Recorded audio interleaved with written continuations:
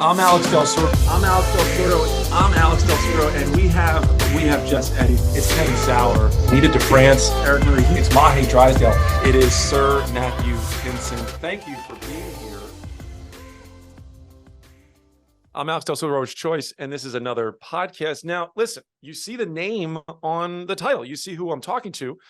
And if you know anything about football or anything about sports, you've seen this guy for years. Now, here's the thing. This is not your typical program with us. Now, this is not someone that's been rowing for 30 or 40 or 50 years. This is not someone that has made coaching their career. So forgive me as we go into this, that we're not going to be talking about rowing, a little bit of it. This guy's got like 4 years experience. I don't think he's touched an oar in over 20 years. So it's like, he's not going to help your career out. He's not going to help you get any faster like some of the greats that we had all season long. This is Ian Rapoport, and he is the NFL insider for the NFL Network. I mean, that's a big freaking deal. In fact, this bugs me because like 20 years ago, I wanted to be him.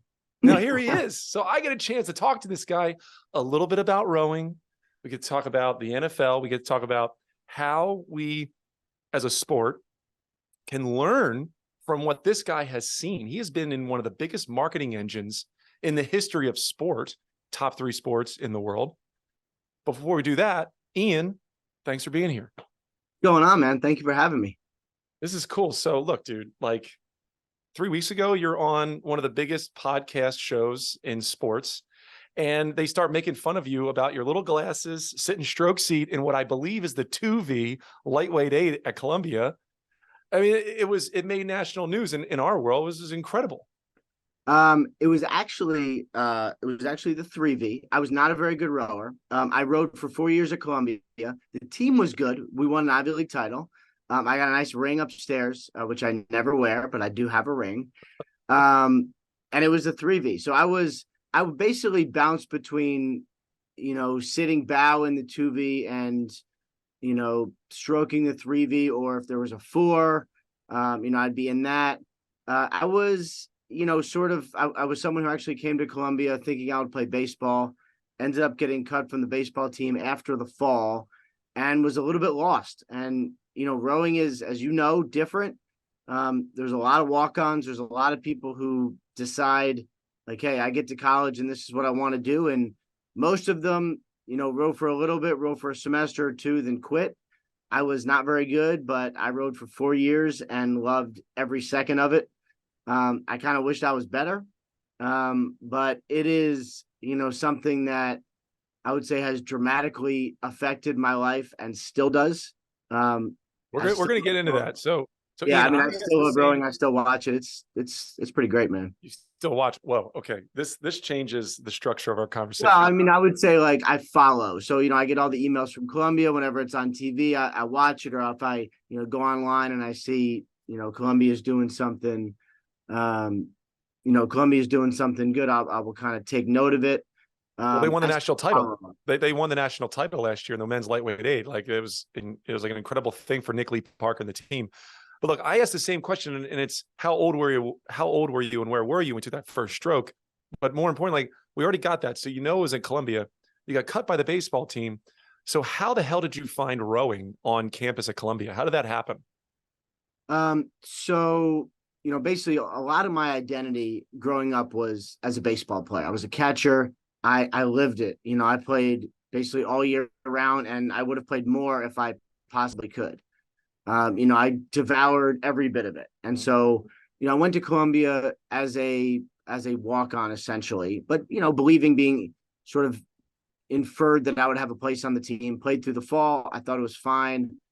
Ended up getting released, and cut basically, and was crushed and started looking for another outlet. And I'm someone who's never been afraid of hard work. I basically, when I get into something, I get into it 1,000%, which is, kind of like I do it at work here at NFL Network. And, I remember talking to my father, and he mentioned rowing, and I'm like, well, I'm sure, I don't want to be a coxswain. And then I learned that Columbia has lightweight rowing. So, I went and talked to one of the, and then I believe I remember correctly, there was someone on my dorm this guy named Dave Reyna, who was, also on the crew team. So I went to check it out. I showed up. Um, I, basically went to talk to the coaches. And was like, I want to try. And so, it's funny. They put me in, I don't think they even use these anymore, but it was like in the basement of the Library of Columbia that had basically a huge bathtub. Oh, they use it all the time. I mean, like it's indoor rowing tanks, but yeah, like I get Yeah, it. Yeah. basically. And so, take a few strokes. I'm like, no, maybe I could do this, put me on the water. And then I kind of just stuck with it. And it was, an absolutely wild and crazy journey from there. But it was, yeah, very, very humble beginnings, I would say. Let's talk about your so you said you were in the 3V, you stroked the 3V, you're bouncing back and forth. My guess is that you were somewhere around 7 minutes on a 2K. Like you guys were doing that pretty often. Like what was your best 2K? Um, I was thinking about this last night. I believe 6:48 was my best. You should be pretty proud of that. It was, I mean, it was the, I'm pretty short. I'm just a tad under 5'8". So, I pulled extremely hard. Um, and, I never considered myself a great rower. There Right. were, I mean, like when we would seat race, I never felt like I really could make as much of an impact as I wanted because there were other just pure great rowers. But I pulled like crazy. And that was kind of what I stuck to. So put me on an erg. I think 6:48 is right. Um, The math checks out. I mean, 5'8", 150, 145, 150. That's an aggressive, good score. And you should, yeah, that's probably accurate. Who was the I don't remember the coaching staff. So I was in high school going into my junior year when you graduated. So we're not too far off, but I can't remember the coaching staff at Columbia when you were there. so Tom Turhar was my coach. No way. Yes, That's a big, do you know the guy's history? Do you know who that guy is? I certainly do. Yeah, it was, I mean, it's funny. And, we would, he was great. I mean, um, he was probably the most analytical, prepared, all encompassing, but incredibly technical coach I've ever encountered, and I've encountered some really good ones. Tom was the man. He was a little he was sort of dry when before you first get to know him, but he was extremely funny. And he was, probably I would say the coach that not just planned the best, but considered the most things. Like every single thing had a purpose. I never really questioned anything he did, but if I even did, you knew that it had like reason beyond reason, right? Yeah. Like he was just someone who, would explain it in a proper way where you're like, wow, I never really thought of it like this, but thank you for explaining this to me. And he was big on, I was big on the numbers. He was big on, making sure that you peak at the right time. So, it'd be early season, we'd kind of be crashing around, and that like right around the time of sprints, you'd kind of get to where you need to be. Every once in a while, we'd see his wife just, hanging around the ergs, just absolutely obliterating an erg, and you're like, wow, I guess Tom's wife is pretty good. Obviously Olympian Jen. So yeah, I mean, it was too good for me. I'm not sure I deserved that kind of coaching. But he was really, truly unbelievable. It's rare in rowing, and I've been doing this now 23 years, that you got a lot of guys that stick it out who are between the 2 and 3V, especially in a lightweight program. Lightweight Right. programs are super small. There are more lightweight programs in the early 2000s than there are today. You said that you dive into things 1,000%, but you were getting your dick kicked in day after day, week after week, never making the 1V. What kept you going, man? Because I'm sure you could have done something else. You could have been somewhere else. Like, what kept you going? Um, I I like punishment. Um, I mean, and I don't know if that's a joke or serious, but like it was extremely hard. I like to row. I mean, and I like to win. And in my job now, I like to win a lot. And you know, I hated losing so much.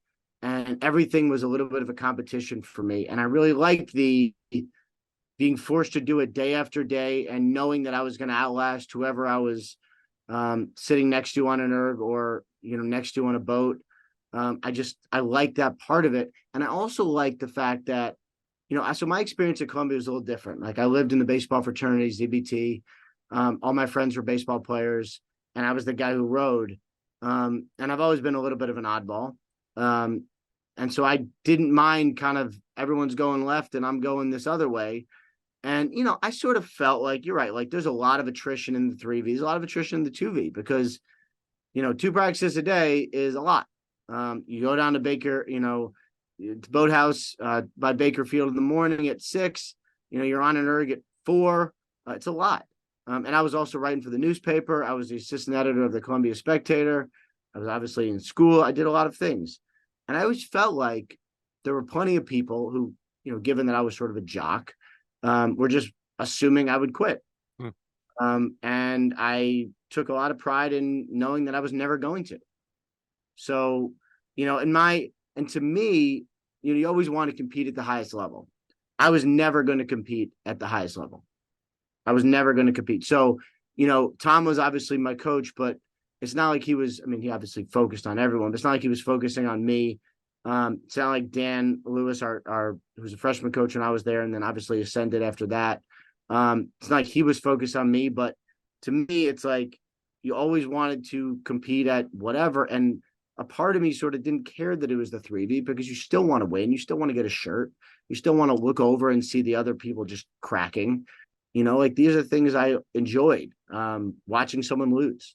So for me, like sticking with it was, I honestly like, I wish there was a thing where it was like, well, I thought about quitting and then I talked to this. Like I never thought about quitting. So you did 4 years. Now I think in the show that we saw a couple weeks ago, you didn't touch an oar after that, right? So at that point, at 22 years old, you just hung it up. Yeah. I'm imagining that's like circumstances, right? You moved down to Mississippi or you moved out somewhere pretty far away and never really had that chance. And now I'm imagining you're busy as hell. You're traveling all the time. Do you miss it? Do you miss that feeling of being on the water? Yeah. I think about it all the time. It's funny, rowers are so weird. And, it's like, for me, like I was also a high school wrestler, same sort of torturous sport, right? And if you ever come across a wrestler, if they ever like reach for your arm, you're always like ripping their arm off. You're always hand fighting because this is what you do for so many hours in high school, right? And as a rower, there's sort of something similar where like there'll be times, this will be visual, right? Not just audio. Yeah. There'll be times when like you'll sit and you'll be like on the back of your seat and you're like, and just kind of like it all just, I do it all the time, or like, God forbid I sit down in an erg in like, some sort of gym and you're like, like it's just, it's funny, but like, I do think about it constantly. I live in Rye. We actually have a really, really, really good youth rowing program. Oh, Really good one. You got one of the best ones, dude. They're one of the best junior programs. And so every once in a while I'm like, well, I could just kind of go down. And I don't know, like to me, like usually when like I said, like if I do something, it's like 100%. It'd be weird to just like dip back in for, a few laps. But I don't know. I do think about it sometimes. I can see you now. Now, every time I see you on camera, covering some kind of event, I'm going to picture you right before the camera starts, taking that little stroke, just taking that little half stroke, just to get yourself revved up. I do believe me, like it actually comes up frequently because like, like you spend so many hours doing the same thing over and over that like, I still feel like the muscle memory is there and I still feel like I remember it. That's awesome. Now you're around these pro guys. Your entire life now at this point. Who do you think would make the best rower or the worst rower in all the athletes that you've met and all the professional athletes that are out there? Like, the stroke, the movement, what it takes. In your opinion, who's the best? Who could all right, so let's talk about it, from like an NFL world. Obviously you look at, guys who, they're all tall, so if it's like, you put Justin Herbert in the engine somewhere, put him at 6 feet and just let him absolutely crush oars. Like I could see, him just like just murdering, just bending an oar. I could see Patrick Mahomes as a stroke. Is he the strongest? Love it. No, but he's long limbed, probably rose great.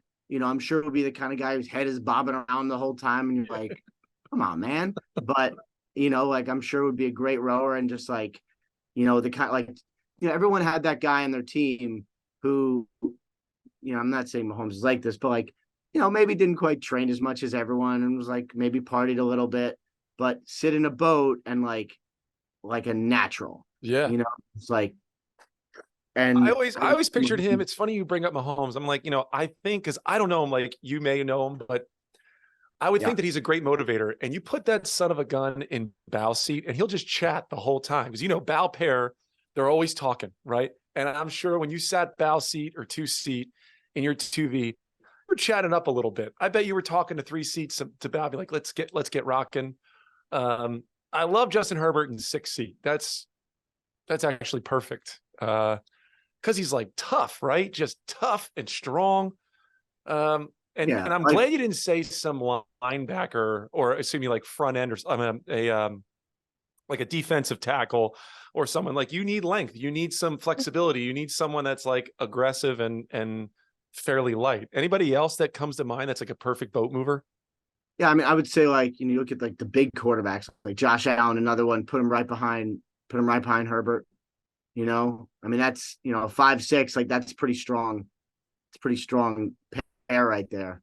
It's fun. I mean, these are like ridiculous things to think about. I mean, I would say like, to me, like you look at the quarterbacks because they're all big Yeah. and long. I think receivers would probably make sense too.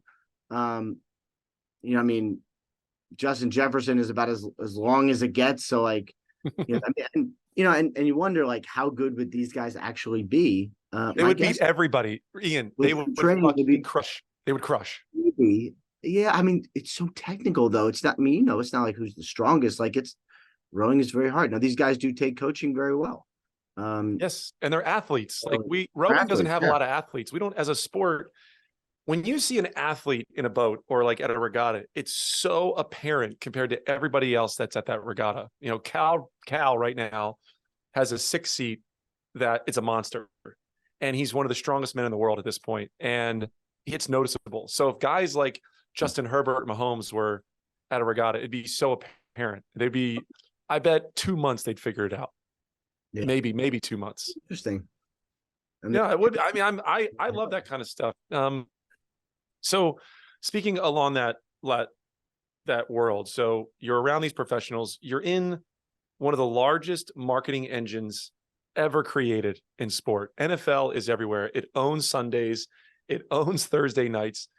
Rowing, as you've experienced at Eastern Sprints Finals, there's like 80 people watching, right? I'm so glad to hear that you think about it all the time.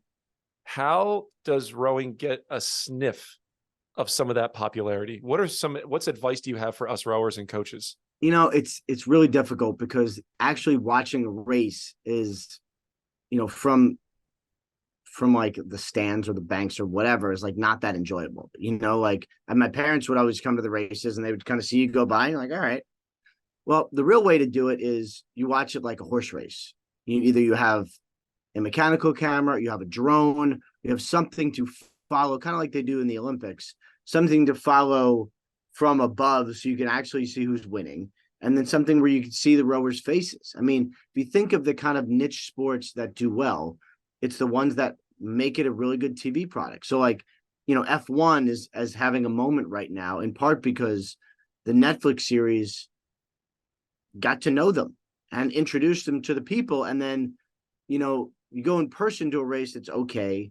If you watch on TV, it's amazing because you're like, you're basically sitting next to the driver, hearing it, you're listening. It's like what people want. Like if you were going to do rowing on TV, what you would do is you would, wire the coxswain and you would make sure that whatever the coxswain says, we could hear it on TV. You would put cameras atop and alongside so you could really follow every race. And you would make sure that, the people who were powering this thing, you knew who they were. It's, to me, like, I love racing just any racing. I love racing. I love the psychology of racing. My freshman year, we finished in the 3V. We finished second to Yale. And like, I still remember looking over when they were walking on us and watching their faces and just having that like crushing feeling of like, we are going as fast as we can and we are not going to be able to keep up. Like, I could feel it. And like, that sort of like emotion is really palpable. And like, you see it every race. Right. And if you could bring the viewer into that, I think people would watch. I would certainly watch. It's just, you'd have to reshape everything you do about how it's actually covered and viewed. And the commentary has to be a major part of it too, right? Having someone that can communicate what's happening to a general audience. Is that another component that you think that's really important? Yeah, I think so, but maybe not as important as you think. Like, if you watch, like, I'm a big horse racing guy. I was at Preakness last week. It was the Derby before. We're going to Belmont. And, the live announcer at the track is not, telling you everything you need to know about the horses. It's not. It's just telling you who's winning, who's coming, and how exciting it is. And when you listen to a race announcer, you feel like you are, at the track and part of the action, and he brings you into the excitement of what you're watching. And I think that's what it wouldn't have to be like, here's why technically, they carry their hands here or they catch here, whatever it is. It would be like, they're taking a 10. Here's why, watch them move. Like, it would have to be like that. I think it's possible. I do. But you'd have to reshape the way you put the sport on TV. There's no money in rowing. You know that, right? There's unbelievable funding behind it. Is it, you sort of got to take a risk, right? So whoever wants to have that happen, you got to spend the money to make that happen. And do you think that, having been in a boat, do you think there's enough excitement to get there? I mean, I love racing. So to me, like, I would definitely watch it. But it'd have to be something where it would almost have to go viral first. There's no money in racing and there's no money in crew, but there could be, because like all it would take is visibility. It's like, is 8 people or 9 people in a boat less exciting than some dude in a car or some dude on a horse? Like, it's all kind of, or somebody just running on track. Like, it's all kind of the same. It would just have to go viral first, where you'd have to get enough eyeballs on whatever you're advertising to make it worth it for the advertisers. So like, if Netflix or whatever had said, you know what, we're going to do rowing instead of F1, maybe that would be compelling enough for people to say, like, I want to know more about this sport. But it would have to be someone diving in and sort of unveiling it for everyone first, I think. Yeah, totally. Yeah, right. My producer, air quotes, says that you own a horse. Is that right? We own pieces of a couple horses. Yeah, we had a horse in the Kentucky Derby. How did you do? Well, he did not do great. Jace's Road is the horse. He had some knee bruising, which we found out after. So basically, like, jumped out to a lead, fired nicely. The jockey didn't feel like he was running well, felt something was wrong, and pulled way back, and then took him to the doctor and examined him, and he had some knee bruising. So he's on the shelf for about 60 days. He's going to come back. He's going to race. But, it's upsetting, but, we walked on the track before the Derby and the walkover. Like, it was the whole experience was wild. We have 2 more. We have a filly named Parnack and a colt named Cagliostro who are going to be running in a couple of weeks on sort of the summer circuit. So it's fun, man. It really is. You get all dressed up, you kind of do it up. It's really fun. I was at the Preakness in 2009 and they stopped doing this, and it was just a drunken mess in the pit, right dead center. And the things that I saw for those 5 hours at the Preakness, I've never seen anywhere in my life. And I don't even want to say it on camera. It is unbelievable. And I'm glad to hear that you were in Baltimore. It's awesome. It's a hell of a race. I love it. I love hearing that you got that. And you said something earlier in the interview that you said, you hate losing, you love winning, and you loved looking at the guy next to you losing, right? You loved watching that happen. And you said in your career, it's about winning, right? You want to win all the time. Just spend more time talking to me about how rowing shaped that for you, right? Because you said that rowing helped shape that. It made you mentally tough. And the most successful people in my life that I've ever met were rowers. And even if they just did it for a couple of years. So talk to me about that. Yeah, I mean, and there's so much like, my job is hard. It's a lot, and it is. I think the reason it's so hard is not because it's difficult to find sources. I mean, it is difficult to find sources, but it takes probably 5 or 6 or maybe 7 years to have a base of sources where if something happens, you have people to call, and where you have an understanding for the news, what's going to happen right before it happens, so you can get on it and you can report it. And there's a lot that goes into it, right? But the meeting of sources and the making of relationships, like all these things are good, but it's not like it's that difficult. Be a good guy, be a good person, strike up a relationship, get someone's number, stay in touch. Like these are all regular human things. I think the toughest thing about my job is doing it day after day. Every day you're on the phone, you're chasing the same news, you're grinding, you're calling your sources, you're fishing for information, you're examining what's going to happen. I mean, it is sort of a battle of attrition. And I have, I'm most certainly not perfect, but one of the things I've been able to do is, have enough sort of mental toughness to do the same thing over and over, no matter how annoying it is or no matter how hard it is. And I think some of that is because nothing will be harder than rowing ever in my life. Nothing will be harder. And, there's always a feeling I will remember. You get in a boat or you sit on an erg and, you row for a little bit, take some strokes. And I would say for me, it was always like around 6 or 7 minutes, not racing 6 or 7 minutes, but let's say like 5K, 10K, 3x20, something like that. And there's a minute in there, a little portion where you start to sweat. Mm-hmm. And when you start to sweat, you feel terrible. And at least this is the way I feel.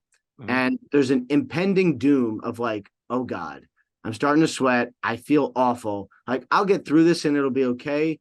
But what's coming is going to be difficult. And I'm a big Peloton guy now. I'm on the Peloton 6 days a week. Wow. And it's the same thing that happens there. And it's the impending doom of like, oh, this is going to suck.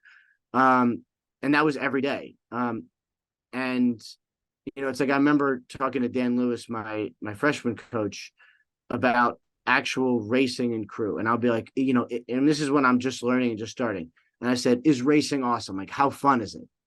He goes, oh, it's miserable. It's really miserable. And even when you win, it's like, oh, thank God it's over. Thank God it's over. Oh, hey, we won. Oh, thank God it's over. And like, that was a really accurate description that I'd never forgotten. And I loved that so much. And I loved the feeling of knowing that you had absolutely nothing left and looking over and they had nothing left too, but you won and they didn't. And then all the inner racing things that you enjoyed of like, just watching how a race unfolds, or, you're even with someone, but you're about to really step on it and what's going to happen and they're just going to be left behind. Like all these little things really drove me. And I haven't sort of forgotten these feelings. And so in, my world, when you break a big story, like that's what it's like. Cause the other people are like, oh, I got to follow up on this, or I missed this. And it's the same thing for me. Like if I get scooped on something, it's really a terrible, miserable feeling that I never want to have happen again, but they are part of the reality. And this is sort of what keeps you coming back, I love that, man. And racing is miserable. But it opens up something that you've never felt before. So few people. And I so appreciate you said that nothing's harder than rowing. Do you openly talk about it? Like, do you openly talk about your experience in rowing to other people in your world? Like, on that, again, going back to the Pat McAfee show, you had a Columbia 150 shirt on the wall, mm-hmm. and that 150, that Eastern Sprints, what would probably be your final or your semifinal photo. Does it at all ever come up in your world? It comes up sometimes, not often, because most people don't really know. And it's, it was a massive part of my life in college, and I'm incredibly proud of it. But it's also weird because like the team was so good, but I was not. And so they'll be like, oh, like, you won an Ivy League championship. And it's like, well, yes, I wasn't in the boat, but we did win. So, there's always like a little bit of explaining. But I'm happily talk about it. It just doesn't really come up because, like there's not, it's like people don't always want to hear your like great, details of great wars fought in the past, So like if people come down to the basement, which people do because we're entertained down there, they'll always ask about it. And people who know me well know, but it doesn't come up that often. So that's why like on the Pat McAfee show, when it kind of came up, I was like, wow, like I wonder if people know this. I sort of like, who knows? I didn't really know if people knew this. It's not like I hide it or anything. I just don't talk about it that much. So it was kind of fun when it became this like huge topic of conversation. Now you got kids, right? You got two, I think you got two boys. Yep. You live in Rye, so you are probably a 5 or 10 minute drive from one of the biggest, most successful rowing clubs in the country right now on the junior level. Is it something that your boys have shown interest in? They see this photo, they see this Columbia lightweights thing on your wall. Has it come up at all in conversation? They've never asked. And I I try very hard not to push my kids into basically anything, not because that's like a philosophical parenting thing, but they resist everything I say. They're kids, so like they'll tell me like, oh, I don't like football, and I'm like, okay, like we're watching football for like 2 hours yesterday, and you were sitting next to me asking questions, but they like to say they don't like football because they're contrarians. So I've never pushed. If they wanted to row, I would more than support it, mostly because of like, it's great time spent working incredibly hard doing something. It's probably better use of time than whatever else you'd be doing. And it's great, for the lessons of life. And I think they would like it. Um, I've never pushed them, but I think if they wanted to, I would happily nudge them in that direction, especially because that the teaching they get would be so high level. Yeah, I mean, I have three myself, and obviously rowing is my career, right? So I have an erg in the basement. I send my kids to the head of the Charles every single year. They go to most of the regattas that I attend, either professionally or racing. And I so badly want them to row because of what I've learned in my life. But you said it yourself, like I can't push them to do anything. Christ, my daughter has tried like, I don't know, 7 different sports and hasn't stuck a goddamn one. She hasn't committed to a single one. Drives me nuts. How old is she? She's 9. Oh yeah, wait. How old are your just have kids? 8 and almost 10. My only philosophy is just have them do as many things as possible, and they'll figure out what they like eventually. Everyone, especially in my town, is seemingly dying to have their kids commit to something, and I don't really understand that. I mean, I was a college athlete for 4 years, and something I picked up when I was 18. Like, there's no rush for anything. Yeah, that's good advice. That's just philosophically for me. Like, everyone wants to know, like, oh, does my kid like it? Is this going to be his sport? Like, who knows? Have them play as much as possible.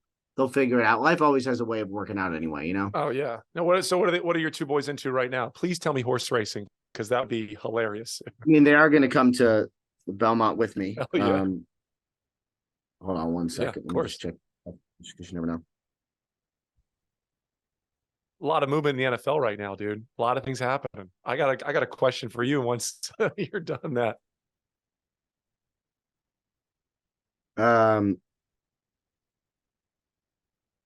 So right now my kids do they both play soccer, both play baseball. My younger one plays lacrosse, my oldest wrestles, both play golf, they both play tennis, they both play flag football, they both play basketball. They do a lot of things. And they commit to none of them, and they play all of them.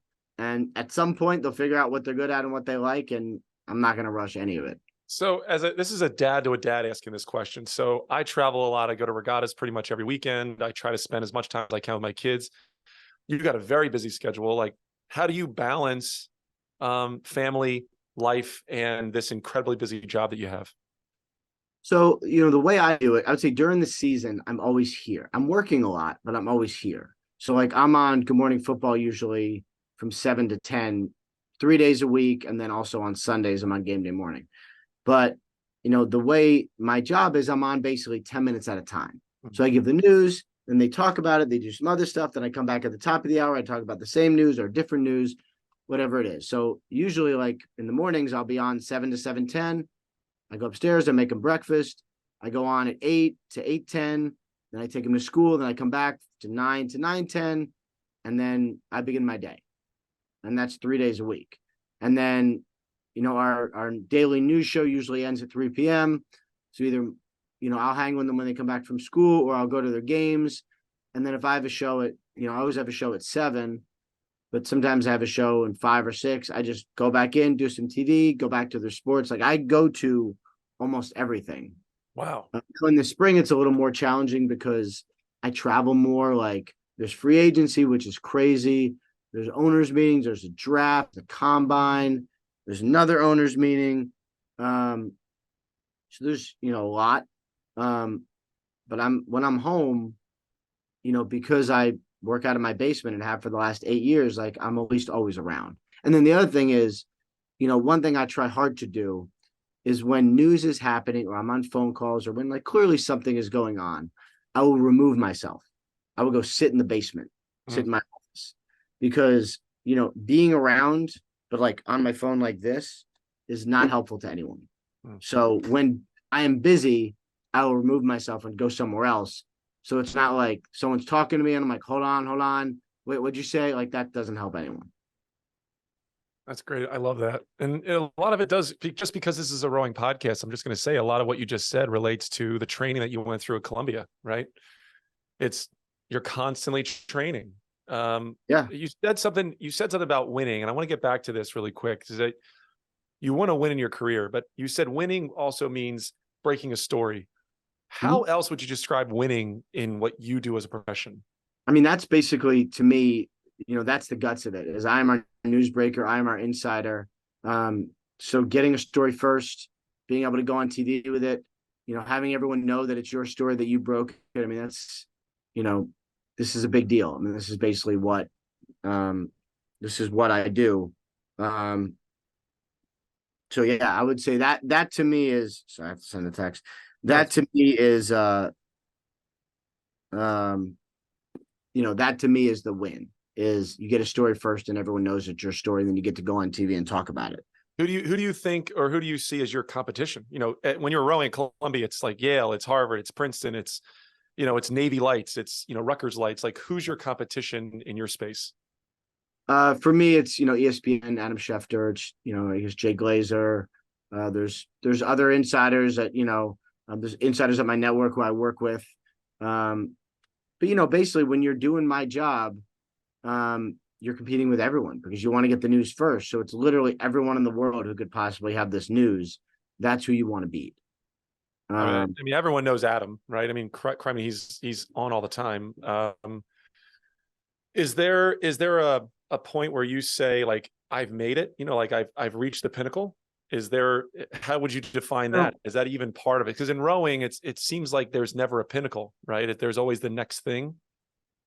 Yeah, I mean, so one of the things with me is I've covered some really great coaches. I've covered Nick Saban, I've covered Bill Belichick, and you sort of take, and I've covered a lot of other people, a lot of other great coaches, and you sort of take something from each of the coaches that you've covered, right?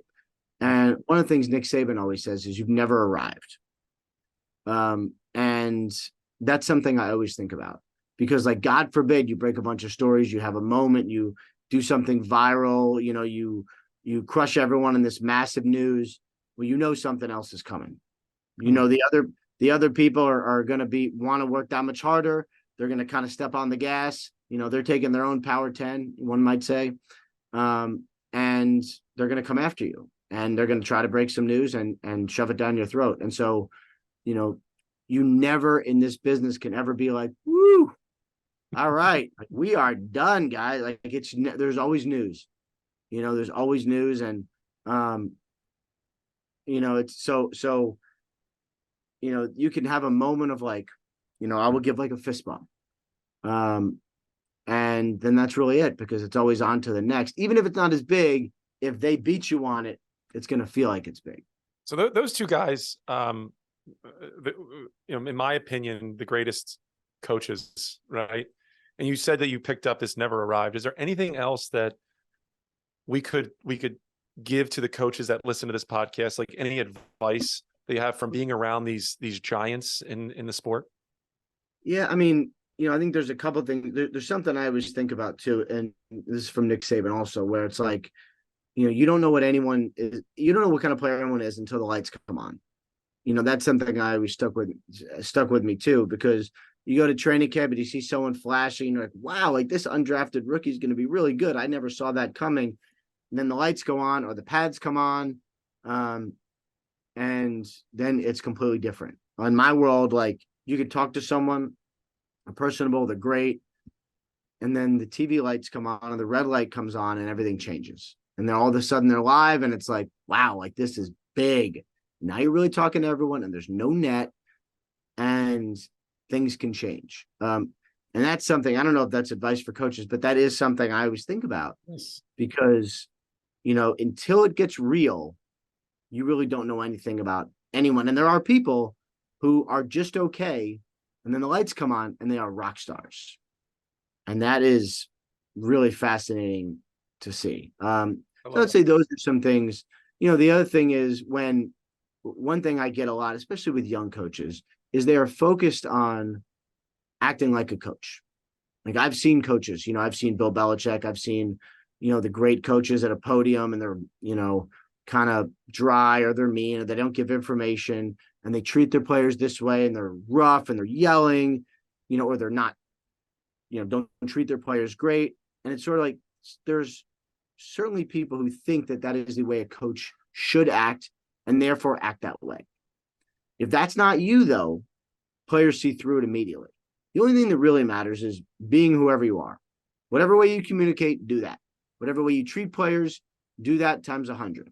Like, don't focus on trying to act like how you think a coach should be. That's how the message gets jumbled. Be yourself, talk how you talk, teach how you teach. And if you're authentic and you have good information and can help players get better, which is really all they care about anyway, like they will respect you and play for you. What a way to end the podcast. That was, I love it. Ian, thank you. That was perfect. I do have a question about NFL though. Okay. I don't know if you can say this or not, but sure. What's your opinion? Who's going to win the Super Bowl this year? Where's your money at? No money. I'm not allowed to bet on football. Nor got it right. I think I'll say this: the focus is going to be on the Jets. They traded for Aaron Rodgers, big trade, highest expectations they've ever had. They have a great young team. I would say to me that's where my focus will be. That's probably the biggest story of this season. There it is. Ian Rapoport, I had a great time here on the podcast. And everyone, I hope that there was something that you learned from this, that you tuned in and you made it to the end. That last thing about stop focusing on acting like a coach, be yourself. That is hugely valuable for all those up and coming coaches entering and rowing. Again, Ian, thanks for being here, man. Appreciate it. Awesome, man. Really, thank you for having me. Fun to talk about rowing. There it is. See you guys.